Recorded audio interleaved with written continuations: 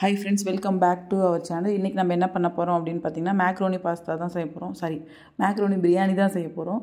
சொல்லவே வரல. ஏன்னா நான் நைட்டு ரேண்டமா ரீல்ஸ் பார்த்துட்டு இருக்கும்போது நடுவுல இந்த மேக்ரோனி பிரியாணி பத்தி வந்துச்சு. சரி ட்ரை பண்ணி பார்க்கலாம்னு சொல்லிட்டு அடுத்த நாள் காலையிலேயே ஆரம்பிச்சிட்டோம். ஸோ சண்டே மார்னிங் இதை ஆரம்பிச்சாச்சு.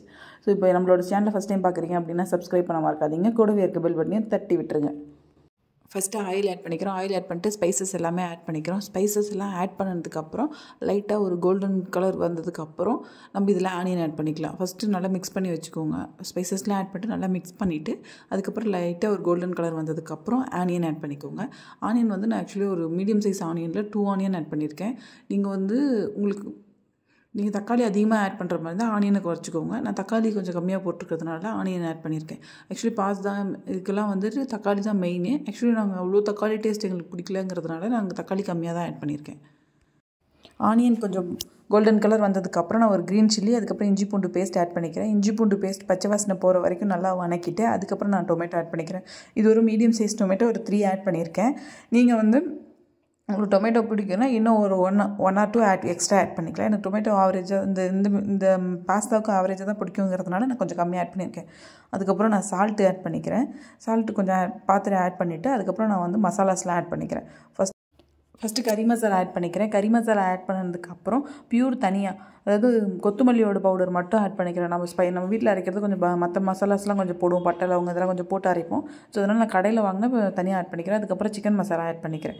சிக்கன் மசாலா ஆட் பண்ணதுக்கப்புறம் நான் கருவேப்பில் போட மறந்துட்டேன் ஆக்சுவலி. ஸோ கருவேப்பில் ஆட் பண்ணி அதுக்கப்புறம் கொத்தமல்லி புதினா ஆட் பண்ணியிருக்கேன். இது எல்லாமே இதில் ஆட் பண்ணி நல்லா மிக்ஸ் பண்ணிக்கிறேன். மிக்ஸ் பண்ணிவிட்டு லைட்டாக எனக்கு வந்து இதில் கொஞ்சம் கரியிற மாதிரி இருந்தது.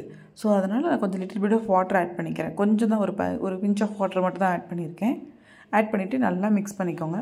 மிக்ஸ் பண்ணிவிட்டு நெக்ஸ்ட் வந்து நம்ம மேக்ரோனி ஆட் பண்ணிக்கலாம். ஆக்சுவலாக நான் வந்து ட்ரை மேக்ரோனி அப்படியே ஆட் பண்ணியிருக்கேன். இதை பாயில் பண்ணி ஆட் பண்ணல. ஸோ ட்ரை மேக்ரோனி தான் ஆட் பண்ணியிருக்கேன். நீங்கள் எந்த கப்பில் மெஷர் பண்ணுறீங்களோ அந்த கப்பில் தான் வாட்டரும் மெஷர் பண்ணணும்.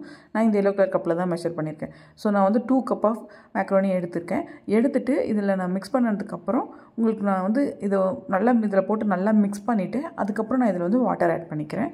வாட்டர் ஆட் பண்ணும்போது நான் 1:2ங்கிற ரேஷியோவில் தான் ஆட் பண்ணியிருக்கேன். உங்களுக்கு வந்து ஃபைனலாக செய்கிற பிரியாணி வந்து கொஞ்சம் தண்ணியாக இருக்கணும், கொஞ்சம் அதில் தண்ணி லிக்விட் கன்சிஸ்டன்சி இருக்கணும் அப்படின்னா நீங்கள் கொஞ்சம் 1:2ங்கிறதுல ஆட் பண்ணிக்கோங்க. இல்லை எனக்கு தண்ணியாக வேண்டாம், கொஞ்சம் ட்ரையாக இருக்கணும் அப்படிங்கிற மாதிரி இருந்ததுன்னா நீங்கள் ஒரு கப்புக்கு 1.5 கப்பு வாட்டர் ஆட் பண்ணிக்கோங்க. ஆக்சுவலாக தண்ணினா நம்ம நார்மலாக பண்ணுற பிரியாணி மாதிரி வராது. இப்போ நான் 1:2ங்கிற ரேஷியோவில் ஆட் பண்ணும்போது நீங்கள் அதனால் அதை கொஞ்சம் பார்த்து ஆட் பண்ணிக்கோங்க. தண்ணி தான் மெயின் ஆக்சுவலி இதில். வாட்டர் ஆட் பண்ணதுக்கப்புறம் சால்ட் ஓகேவான்னு பார்த்துக்கோங்க. யூஸ்வலாக செய்கிற பிரியாணியில் கொஞ்சம் சால்ட் அதிகமாக இருந்தால் தான் ரைஸ் வேகும்போது அது சரியாக இருக்கும். பட் ஆனால் இதில் அப்படி இல்லை. நீங்கள் வந்து கரெக்டாக சால்ட் இருக்கான்னு செக் பண்ணிக்கோங்க. அதுக்கப்புறம் நான் எக் ஆட் பண்ணிக்கிறேன். 4 எக் ஆட் பண்ணிக்கிறேன். அப்படியே உடச்சி ஊற்றிட்டு நான் லிட் போட்டு மூடி வச்சு நான் விசில் விடுறேன். ஆக்சுவலாக நான் ஃபஸ்ட்டு 4 விசில் விட்டேன். எனக்கு வந்து லைட்டாக வந்து உள்ளே ஒரு மாதிரி இருந்துச்சு. ஸோ அதனால் மூடி வச்சு மறுபடியும் ஒரு 3 விசில் விட்டேன். ஸோ இது ட்ரையாக போட்டிருக்கோம் அப்படிங்கிறதுனால சாலிடாக நீங்கள் 4-5 விசில் தாராளமாக விடலாம். நீங்கள் வேவிச்சு போடுறீங்க அப்படிங்கிறப்போ தான் உங்களுக்கு வந்து விசில் கணக்கு 2 விசில் 1 விசிலில் பார்த்து எடுக்கணும், இல்லைனா ரொம்ப கொதாயிடும். இது நம்ம ட்ரையாகவே போடுறோங்கிறதுனால நான் கொஞ்சம் தாராளமாகவே ஊற்றிருக்கேங்கிறதுனால நான் தாராளமாக 4 விசில் விட்டேன். ஸ்லோவில் வச்சு 2 விசில் விட்டேன். அதுக்கப்புறம் விசில் விட்டு எடுத்ததுக்கப்புறம் ப்ரெஷர் ரிலீஸ் ஆனதுக்கப்புறம் நம்மளோட மேக்ரோனி ரெடி ஆகிருக்கும். நல்லா மிக்ஸ் பண்ணி பார்த்து நீங்கள் எடுத்துக்கலாம். நான் ஃபஸ்ட்டே சொன்னேன் தண்ணி கொஞ்சம் இருக்க மாதிரி தான் ஆட் பண்ணியிருக்கேன். நீங்கள் நம்ம நார்மலாக செய்கிற ரைஸில் வந்து தண்ணி அதிகமாக ஊற்றிட்டோம் அப்படின்னா அது உறிஞ்சி எடுத்துரும்.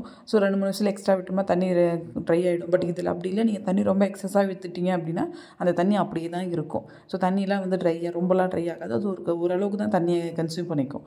ஸோ தண்ணி ஊற்றும்போது ஒரு பார்த்து மெஷர் பண்ணி ஊற்றிக்கோங்க. தண்ணி வந்து ரொம்ப இம்பார்ட்டன்ட். தேங்க்ஸ் ஃபார் வாட்சிங். பாய்.